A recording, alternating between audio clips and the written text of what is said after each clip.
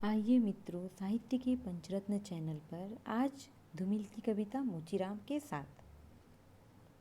मोचीराम कविता धूमिल के 1972 ईस्वी में प्रकाशित संसद से सड़क तक काव्य संग्रह में संग्रहित है।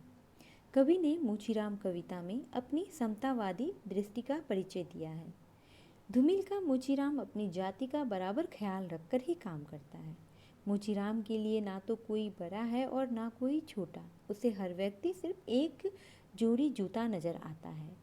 धूमिल को मोचीराम बताता है कि कोई भी व्यक्ति जूते की नाप से बाहर नहीं है, अर्थात सभी लोग एक ही वर्ग के हो गए हैं। धूमिल ये बता देना चाहते हैं कि पेशा जातिगत आधार पर नहीं होना चाहिए। पहले भाषा सीखना एक विशेष जाति का अधिकार था। धूमिल इसी को खत्म करके सबको समान बनाना चाहते हैं। किसी भी जाति के व्यक्ति को कोई भी व्यवसाय करने एवं विद्या प्राप्त करने की स्वतंत्रता होनी चाहिए। आगे कविता की पंक्ति है। रूपी से उठी हुई आंखों ने मुझे क्षण भर टटोला। रूपी से उठी हुई आंखों ने मुझे क्षण भर टटोला और फिर जैसे पतियाए हुए स्वर में वह हंसते हुए बोला। और फिर जैसे पतियाए हुए स्वर में वह हंसते हुए बोला, बाबूजी, सच कहूँ, मेरी निगाह में ना कोई छोटा है ना कोई बड़ा है। मेरे लिए हर आदमी एक जोड़ी जूता है जो मेरे सामने मरम्मत के लिए खड़ा है, जो मेरे सामने मरम्मत के लिए खड़ा है। कवि कहते हैं कि मोचीराम ने थोड़ी देर के लिए रोपी, जो मोची का औजार होता है, उसके समान तीक्ष्ण आँखों को उठाकर कवि को घूरा और फिर हंसते हुए पतियाए से स्वर में कहा, बाबूजी, सच कहूँ तो मेरी निगाह में ना कोई छोटा है और ना बड़ा। मेरे लिए तो हर आदमी एक जोड़ी जूते के समान है जो मेरे सामने अपनी मरम्मत के लिए खड़ा रहता है। कवि का अभिप्राय है कि मोची के सामने कोई छोटा या बड़ा नहीं है। वह सबकी उतनी ही एक समान इज्जत करता है जितनी वह एक जोड़ी जूतों की करता है, अर्थात उसके हृदय में सबके लिए एक समान प्यार है। आगे की पंक्ति है, और असल बात तो यह है कि वह चाहे जो हो, जैसा हो, जहाँ कहीं हो, आजकल कोई आदमी जूते की नाप से बाहर नहीं है। आजकल कोई आदमी जूते के नाप से बाहर नहीं है। फिर भी मुझे ख्याल है, रहता है, फिर भी मुझे ख्याल है और रहता है कि पेशेवर हाथों और फटे जूतों के बीच कहीं ना कहीं एक आदमी है जिस पर टाँके पड़ते हैं, जो जूते से झांकती हुई उंगली की चोट छाती पर हथौड़े की तरह सहता है, जो जूते से झांकती हुई उंगली की चोट छाती पर हथौड़े की तरह सहता है।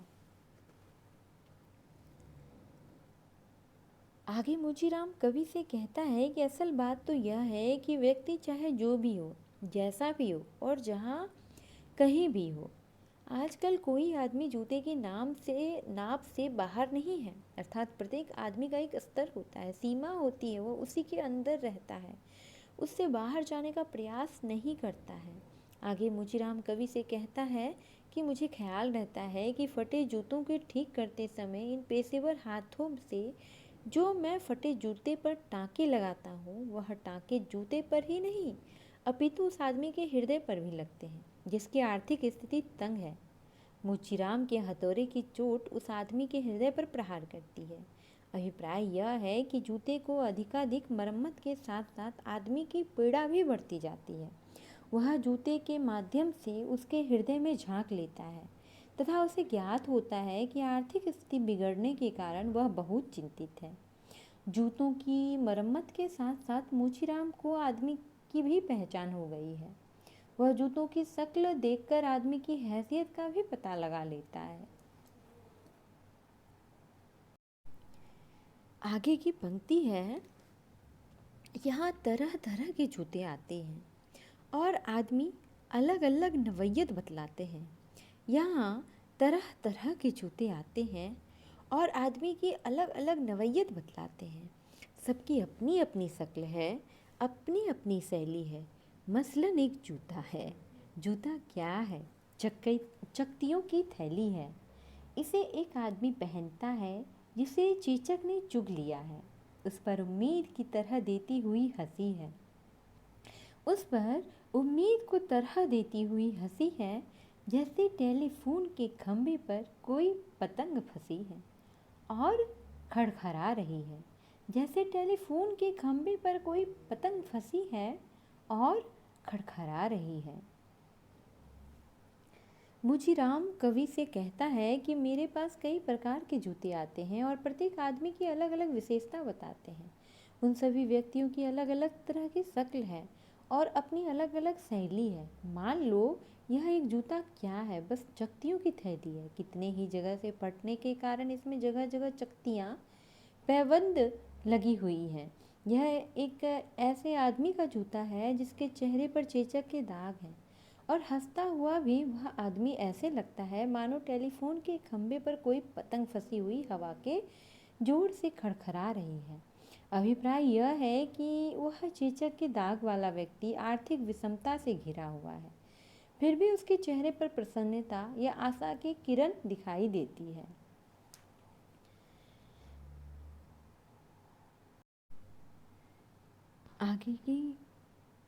आगे की पंक्ति है, बाबूजी इस पर पैसा क्यों फूकते हो? मैं कहना चाहता हूँ।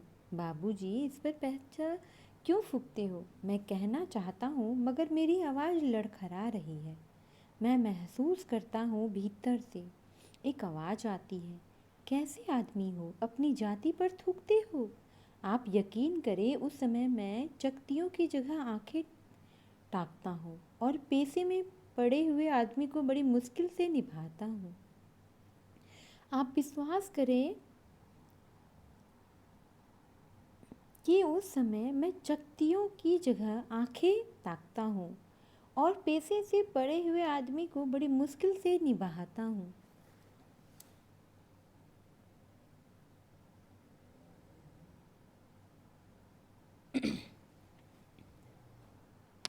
उस चेचक के दाग वाले व्यक्ति को देखकर मोचीराम उस फटे हुए जूते पर पैसा व्यर्थ ना करने की सलाह देता हुआ कहता है कि बाबूजी इस पर व्यर्थ में पैसा क्यों फूकते हो? मुजीराम कहता है कि मैंने यह बात कह तो दी, लेकिन ऐसा कहते कहते ही मेरी आवाज़ लड़खड़ा गई। जैसे ही मेरी आवाज़ लड़खड़ाती है, मेरे भीतर से एक दूसरी आवाज़ आती है। यह बात महसूस करता है कि मैं भी तो उसी जाति का हूँ। आर्थिक दृष्टि से मेरे भी तो वही हालत है जो उस व्यक्ति की है, जो अभाव से ग्रस्त है, जिसके लिए जीवन की आवश्यकताओं को पूरी कर पाना अत्यंत कठिन है। मुचीराम सहानुभूति के कारण इस आदमी से आत्मीयता स्थापित कर देता है, तभी तो स्वयं को धिक्कारता है कि कैसे आदमी हो, सब कुछ जानते बूझते हुए भी उस व्यक्ति का अपमान कर रहे हो। मुजीराम कहता है कि आप यकीन करें, उस समय मैं चकतियों की जगह आंखें ताकता हूँ। अर्थात वह जूता जो जगह जगह से फट गया है, मुजीराम का उस आदमी के प्रति वह आत्मीय संवेदना का माध्यम बन जाता है। पूरे परिश्रम के साथ वह अपनी संपूर्ण संवेदना चकतियों के रूप में उस जूते में टांग देता है और यह प्रयास करता है कि वह जूता उस आदमी का अधिकाधिक साथ दे और इस प्रकार पेशे से जुड़ा उस व्यक्ति को बड़ी मुश्किल से निभाता है।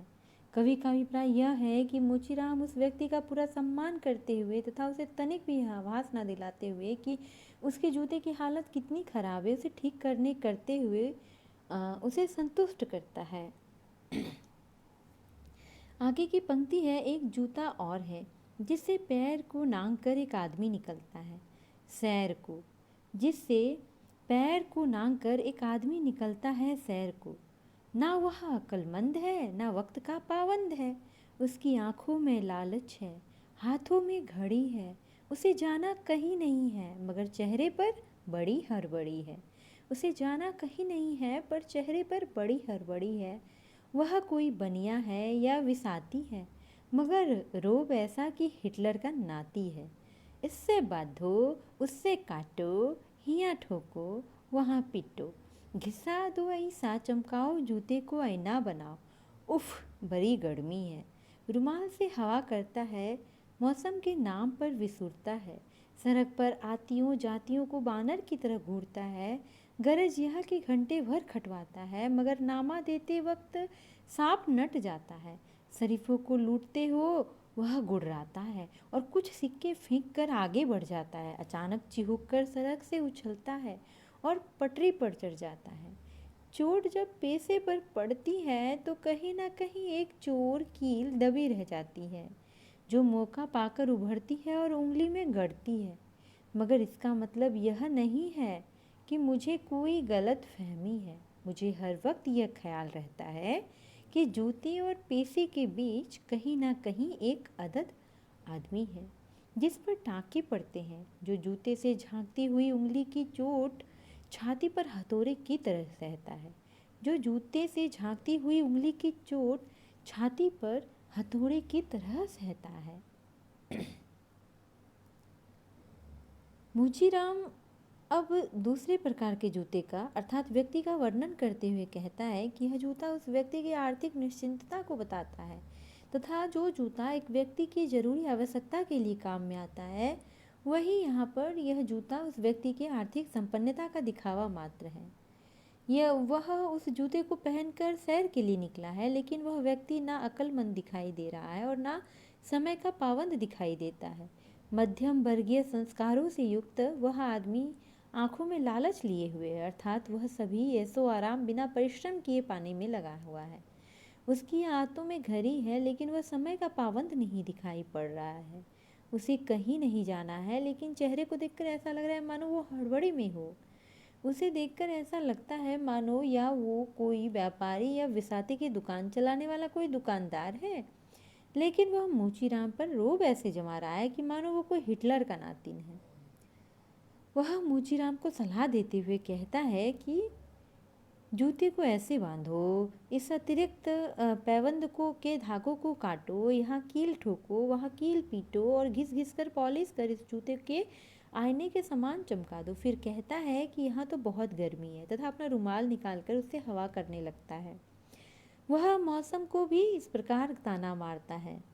वह सड़क पर आते जाते व्यक्तियों को भी बंदर के समान घूरता है। आगे मोचीराम कह रहा है कि इस बात पर बड़ा दुख है कि जूता इतना समय लेकर ठीक करवाता है, परंतु जब उस जूते की मजदूरी देने की बात आती है तो मजदूरी देने के नाम पर वह साफ इनकार कर देता है और हिसाब देने के समय उल्टा सीधा मोचीराम को सुनाता है कि तुम शरीफों को लूटते हो, इतने से काम के लिए तुरंत तुम इतना अधिक पैसा मांगते हो, क्या लूट मचा कर रखी है। इस प्रकार कहते हुए वह अपना गुस्सा मोची पर व्यक्त करता है तथा कुछ सिक्के मोची के सामने फेंक कर वह अपने पथ की और आगे बढ़ जाता है। सड़क पर चलते चलते अचानक वह चिहुक कर उछलता हुआ पटरी पर चढ़ जाता है। आगे मोचीराम कहता है कि जब एक मजदूर के पेशे पर मार पड़ती है, उसके कार्य के अनुसार उसे धन प्राप्त नहीं होता है, तो वह पीड़ा कील के समान उसके शरीर में चुभती है। वह एहसास रूपी चोर कील जो दबी हुई थी, वह उचित मजदूरी ना मिलने पर अवसर पाकर किसी और की उंगली पर चोट पहुंचाती है।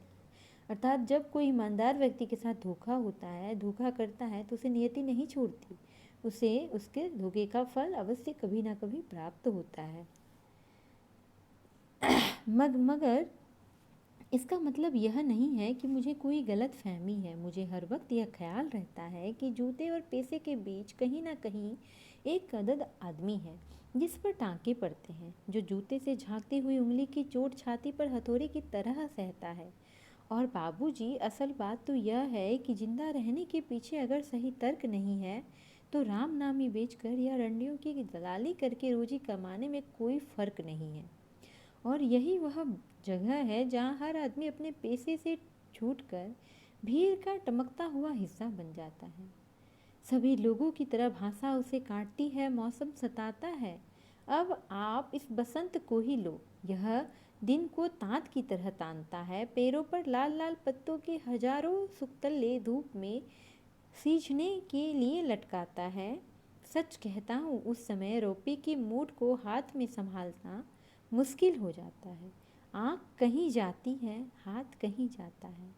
मन किसी झुझलाए हुए बच्चे सा काम पर आने से बार बार इनकार करता है। लगता है कि चमड़े की शराफत के पीछे कोई जंगल है जो आदमी पर पेड़ से वार करता है।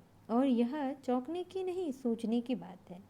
मगर जो जिंदगी को किताब से नापता है, जो असलियत और अनुभव के बीच कून के किसी कमजात मौके पर कायर है, वह बड़ी आसानी से कह सकता है कि यार तुम मोची नहीं शायर है, कि यार तुम मोची नहीं शायर है। असल में वह एक दिलचस्प गलत फहमी का शिकार है। जो वह सोचता है कि पेशा एक जाति है और भाषा पर आदमी का नहीं, किसी जाति का अधिकार है।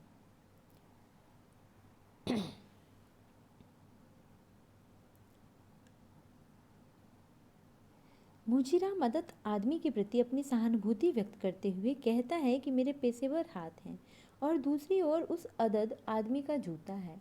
उन दोनों के बीच मैं हमेशा संतुलन बनाने की कोशिश करता हूँ। इसका मतलब यह नहीं कि मुझे उस व्यक्ति के प्रति कोई गलत फहमी है।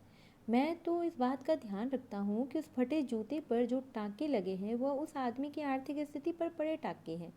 इसलिए मैं उसके प्रति पूर्ण सहानुभूति रखता हूँ। आगे मुची राम कह रहा है कि जो प्रहार हथौड़े के उसके फटे जूते पर मरम्मत के लिए करता हूँ, वही प्रहार मैं अपनी छाती पर भी महसूस करता हूँ।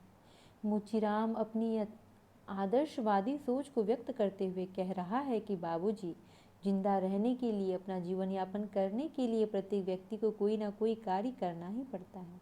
जीवन यापन के लिए यदि हम कोई कार्य करते हैं तो उसके पीछे भी कोई ना कोई तर्क या उद्देश्य होना चाहिए। अगर आपके कार्य के पीछे कोई उद्देश्य या सिद्धांत नहीं है तो वह कार्य उसी प्रकार होगा जैसे अपना जीवन यापन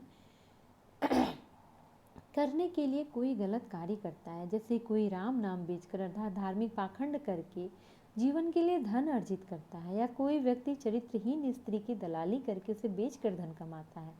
इनमें कोई फर्क नहीं है। और यही वह जगह है जहाँ हर आदमी अपने पेशे से छूटकर भीड़ का टमकता हुआ हिस्सा बन जाता है।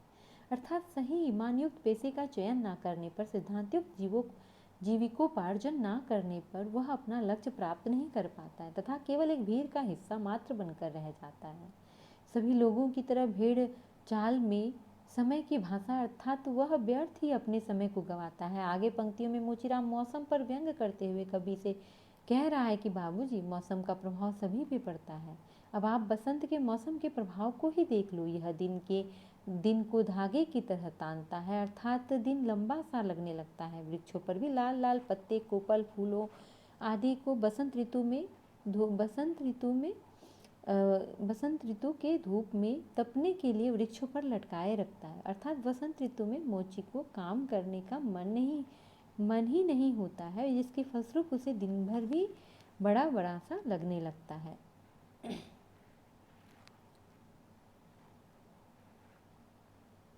मुचीराम बसंत ऋतु का प्रभाव अपने जीवन पर बताते हुए कवि से आगे कह रहा है कि बाबूजी, सच कह रहा हूँ, ऐसे मौसम में रोपे की मूठ पकड़कर उससे कार्य करना भी बहुत मुश्किल हो जाता है, अर्थात कार्य करने की इच्छा भी नहीं होती।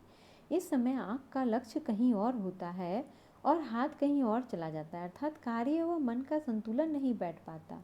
मन की स्थिति तो ऐसी लगती है मानो किसी बच्चे को जबरदस्ती काम पर भेजा जा रहा हो। वह बार बार काम पर आने से इनकार करता है, फिर भी उसे काम पर भेज दिया जाता है। मुझे तो ऐसा लगता है कि मेरे शरीर की त्वचा पर किसी जंगल के पेड़ ने शराफत से मौसम रूपी हमला कर दिया हो। आगे मुचीराम कह रहा है कि आप कवि, मेरी ऐसी बातों को सुनकर चौंकिए मत। वास्तव में मेरी बात सोच विचार करने की है कि आखिर हमारे मन पर भी तो आप लोगों की तरह बसंत ऋतु का प्रभाव पड़ता है। हमें भी आराम करने का मन होता है, लेकिन हम पेशेवर लोगों को चाहे कोई भी मौसम हो कार्य करना ही पड़ता है, क्योंकि हमारी जीविका उसी काम के सहारे चलती है। मुचीराम आगे कहता है कि वह यह सोचता है कि पेशा एक विशेष जाति तक सीमित है तथा मोची को केवल एक वर्ग विशेष मानता है, लेकिन मोची भी आखिर एक मनुष्य होता है। उसका यह किताबी ज्ञान इस बात को नहीं समझता है। वह आदमी असलियत में केवल मोची को देखता है, आप उसके अनुभव को नहीं देखता, तथा पेशे से मोची होने के कारण वह केवल उसे मोची की नज़रों से ही देखता है। वह यह नहीं देखता कि मोची के रूप में वह बहुत अनुभवी और विचारशील व्यक्ति भी है, जो मोचीराम को बड़ी आसानी से कह देता है कि यार तू मोची नहीं है, शायर है।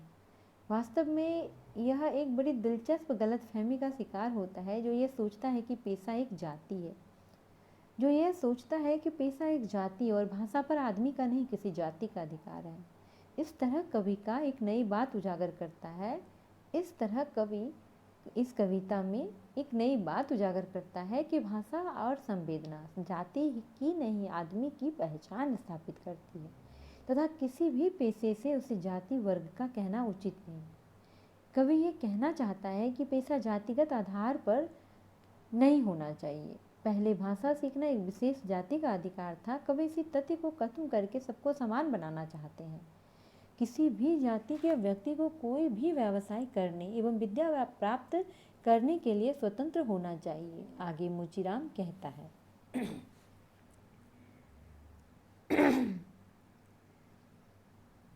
जबकि असलियत यह है कि आग सबको जलाती है, सच्चाई सबसे होकर गुजरती है। कुछ हैं जिन्हें शब्द मिल चुके हैं, कुछ हैं जो अक्षरों के आगे अंधे हैं। वे हर अन्याय को चुपचाप सहते हैं और पेट की आग से डरते हैं, जबकि मैं जानता हूँ कि इनकार से भरी हुई एक चीख और एक समझदार चुप, दोनों का मतलब एक है। भविष्य गढ़ने में चुप और सीख अपनी अपनी जगह एक ही किस्म से अपना अपना फर्ज अदा करते हैं। दोनों का मतलब है एक समझदार चुप और एक इनकार से भरी हुई चीख, दोनों का मतलब एक है। भविष्य गढ़ने में चुप और चीख अपनी अपनी जगह एक ही किस्म से अपना अपना फर्ज अदा करता है। आगे मोचीराम कहता है कि सच्चाई तो यह है कि मानवीय संवेदना और पीड़ा की आग सबको प्रभावित करती है। जीवन की सच्चाई भी सबकी संवेदना का अंग बनती है, लेकिन सभी व्यक्ति सच्चाई को ना एक जैसा अनुभव कर पाते हैं, ना अभिव्यक्त कर पाते हैं।